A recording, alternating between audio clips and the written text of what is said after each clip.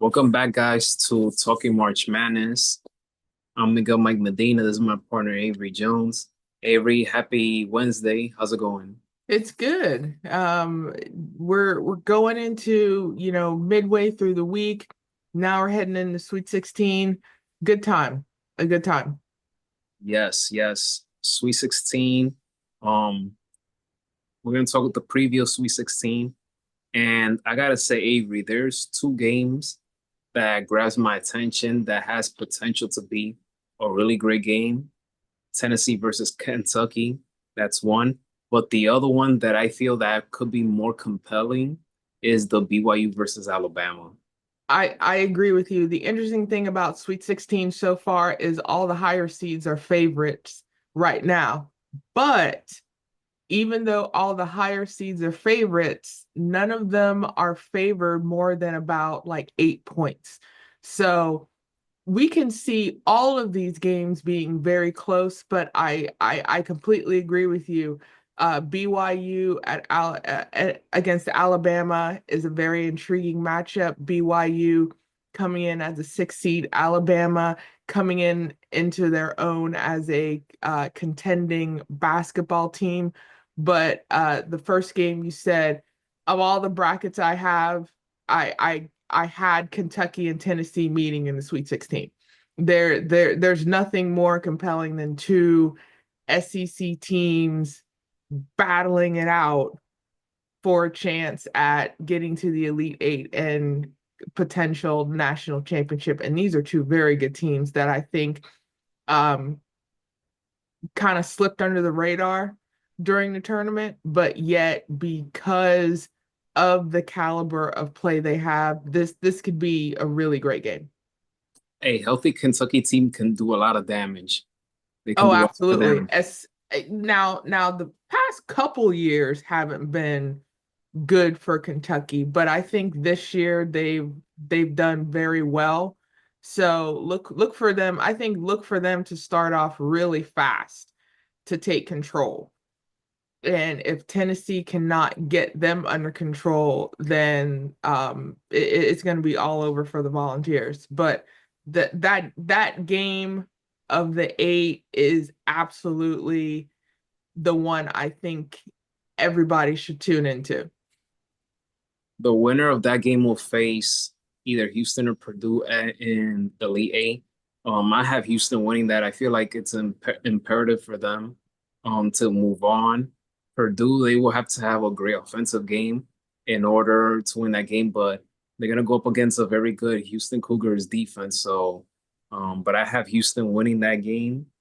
Houston versus either Kentucky or Tennessee in the Elite Eight will be very an exciting matchup to watch.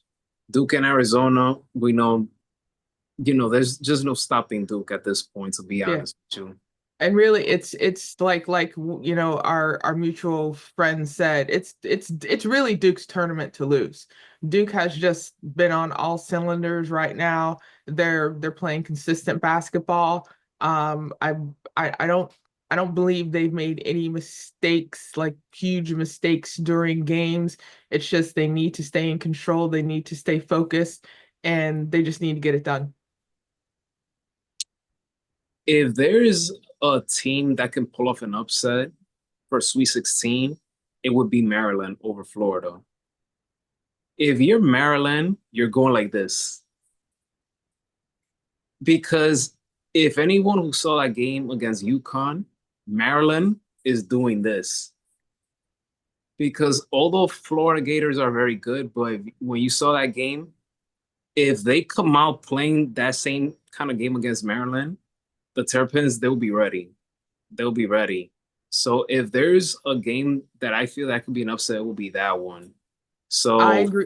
yeah, go ahead, go ahead. Yeah, no, I agree with you. And Maryland is running on a high right now. They barely squeaked by Colorado State, but I think that momentum that they have, but also looking at that game versus UConn and Florida making all those turnovers, if Maryland can tap into that and start creating turnovers, especially getting on the boards, then absolutely. Florida's only favored by 6. So if Maryland and the Terrapins can tap in and that bench, I think Maryland's bench could be key for that game as well. If Maryland can tap into that, create turnovers, be very smart, maybe not fouling too much, but play physical enough for Florida to kind of make mistakes. Absolutely. I think Maryland can do that upset. And whoever wins that game will go to the Elite Eight either against Texas Tech and Arkansas. I saw the interview because I like watching interviews with John Calipari. I saw this interview with Dan Patrick, whom I'm a fan of. A I'll watch any, legend, I'll watch anything with Dan a Patrick. legend. That man knows how to interview. Always like watching his stuff. So he was on the Dan Patrick show, and Coach Cal said that he feels completely fine with the Razorbacks being the underdogs in this tournament. So, and he had his shirt, the Arkansas shirt, and all of that. Yeah. So, but like I told you on the previous video, I'm rooting for Arkansas in this game. I hope they move on to Elite Eight, and it's just not gonna be easy. If they do beat Texas Tech, which I feel that their defense will have to show up again in this game, it's not going to be an easy Elite Eight, whether it's Maryland or Florida. But Arkansas, they've had their backs against the wall the entire season. They've dealt with injuries. They have lost 5 straight at one point. This is a team that when any team that is run by Coach Cal, he will not get flustered. He's going to challenge you. If you want to be challenged, if you want to be great, come play for Coach Cal. If you want to go to the next level, come play for him. If you want to be first, go to him. Other than that, go somewhere else. Yeah. And it's good that he understands how others are probably looking at the Razorbacks. They're the 10th seed. They are the highest seed to get to the Sweet 16. Also, Texas Tech is only favored by 3.5. So even saying they're an underdog is kind of a misnomer. But I I look for the Razorbacks to be very, very physical coming in to their game at Texas Tech. And I kind of mentioned it. You said you're not one to stay up late, my friend. I think you may need to take a nap early afternoon and just stay up for the first half of that game because I think if the Razorbacks take control and they have that first half in the bag, I think they take it. I think they take it. Ever since you mentioned that to me, ever since you told me that, that's been on my head the entire time. So, and here you go again repeating it. So I hey, I'll repeat it sometimes, again. I'm sometimes in I'm life, I'm sometimes in sorry. life, That's gonna be a good game. You can't just like, hey, I'll wake up early and catch the highlight. No, you have me personally, I have to be watching that game anyway because I'm gonna be at work. So I can't not say I'm not gonna watch the game. But I'm like, my friend, this is what we do. So at least, you gotta stay up at least for the first half. Now, the first half is probably gonna get you to about midnight. Now that could be your cutoff. But for a game like this, for the caliber that Coach Calipari has brought to Arkansas, for what he has brought to Arkansas in this tournament, and I told you this is the one game that could be like the sleeper. This could be like the sleeper game of all 8 games. So, yeah, I think this is one we really need to pay attention to. 10 versus 3. Arkansas is the highest seed in the Sweet 16. So I think this is one where, even though we're saying like a Maryland upset of Florida, an Arkansas upset of Texas Tech would be like even bigger. sometimes when a person tells you something, especially unexpected like that, you take in consideration. So I'm like, if Avery, who I've known for about 3 years now, I should say, if she is telling me that, I'm gonna take her word for it, and I'm gonna do everything that I can. I repeat, I'm gonna do everything that I can to be up for that because when you're adjusted to Yeah, something, that it takes time. So understandable. I'll do that. I'll try my best to take a nap and watch at least the first half, like you said. So I'll take your word for it. But I think so. Yeah, if there's aside from like the Purdue Houston game, I mean the games Thursday night are very intriguing. And especially those are the ones that could be more potential upset worthy than the Friday night games because like the Friday night games are kind of like, yeah, you're like, yeah, we got this. But those Thursday night games, there's something about a Thursday. Like Wednesday is hump day. We get that. But there's something like Thursday and it's so close to Friday.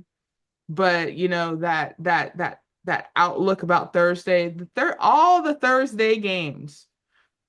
7, 7:30, 9:30, 10, all of them are intriguing. All of them. And that's not to say that like the other four games on Friday night are, but the ones on Thursday are the most intriguing to me, in my opinion. the wildest, most unexpected thing we could see in this tournament, and I wouldn't mind seeing it, but it's a super long shot. Is to see in the national title game Arkansas versus Kentucky. That would be the wildest thing ever to happen if that were to happen. A man that got run out of town in Kentucky. Oh, To, oh, oh, I'm sorry, that would be hilarious. that and you know what? Like I said, as a Duke fan, but more over so I'm a college basketball fan. I like the underdog story. I like the comeback story. I like oh, this is an interesting take, but you're absolutely correct. If if it's Arkansas, Kentucky, like I'm all there. I got 2 buckets of popcorn, my favorite soda pop ready if that were to happen, because that could probably be the most intriguing national title game in probably a long time. Oh yeah. Because you're absolutely right. The underlying story when Calipari was at Kentucky, then you were absolutely right. He was run out. He was run out. And coming back and building up the Arkansas Razorback program, like I said, a lot of these schools in the Sweet 16 are like football heavy. We talk about these teams mostly during the fall, but seeing them talking about them in the spring in a national setting, in a national championship title game potentially, this is good. I kind of said it for the past couple of years since we've been doing this, since we've known each other. When you have schools that are more prominently of one sport, in this case football, but they are getting the headway that you now have other sports programs in those institutions making segue as well, you can't help but pay attention. And looking at all these schools, like all these schools, all 16 of them, the ones that even other schools that were eliminated, these are some schools you have to pay attention to. These are schools you pay attention to in the fall. Now we're paying attention to them in the spring. You can't help but be excited about this level of competition. Oh yes. Oh yes. Like I said, it's a long shot, but that'll be funny. That'll be interesting if that were to happen. But moving on, Avery, Ole Miss versus Michigan State. I'll be honest with you. My dream in terms of Elite Eight matchup, I want Michigan versus Michigan State. Oh yeah. Oh yeah. Oh yeah. I was saying it too. Michigan State's doing everything right now. Michigan State is doing everything right now. I like Ole Miss's tenacity. I like the Rebels' tenacity. They have a good bite to them. But I think the Spartans are gonna come at that and they're not gonna let themselves be run over. In contrast, even though we're kind of looking a little bit ahead, Michigan seems to be the one team I think can take down Auburn. But Michigan needs to come out and like not make any mistakes because no team is perfect, but they need to be as near perfect as they can be versus Auburn. Because if they are not rebounding, if they are not making their free throws, if they are not being um, lenient with turnovers, or even if they are committing turnovers, they need to be on the ball in order to not have Auburn uh, capitalize on that. Then the Wolverines have a good shot of taking that number one down. So, even though we're talking about Sweet 16 and looking at potential Elite Eight, that's a real interesting matchup because again, you talk about those schools, those are football heavy schools, and usually they end their season, with a really physical game. So to see these two basketball teams potentially in an Elite Eight situation, I think it could be very physical as well. But, they have to first handle their current opponent before looking to the future. Yes, yes. Um, Michigan, in my opinion, has a tougher task. Ole Miss, I will say that, they do have a tenacity and, and the head coach, Mike Beard, he's having a tremendous comeback story because of, what he went through these last few years and now, running this program. I mean, who knows? Who knows? But it's gonna be an exciting matchup. In terms of Auburn, Johnny Broom, he's gonna be one of those players that everybody's gonna be watching this Sweet 16. In the last few games in the regular season, he was inconsistent. In order for Auburn to go far in this tournament, his presence needs to be known on both ends of the floor. I agree. So yeah, I completely also Auburn's bench. Auburn's bench hasn't done very well. So Auburn's bench needs to clutch up as well if they're looking to kind of uh run away with it. Being down by like 3-4 the entirety of the game might be okay, and you're gonna need that bench. Same thing when it comes to Michigan. Michigan's bench has been very good, but at the same time, their starters need to be very consistent as well. They need to stay out of foul trouble as well. well, Avery, um, hopefully we have ourselves an exciting weekend of Sweet 16. And yeah, hopefully we get at least one upset out of these matchups. But it should be fun. It all begins on Thursday night. I'll take your word for it, like I said, with that Texas Tech Arkansas game. And we will be back here on Friday morning, most likely, to discuss Thursday's games as well as the preview for the other games. But well, we don't have to, but mostly the recap of Thursday night's game. Yeah.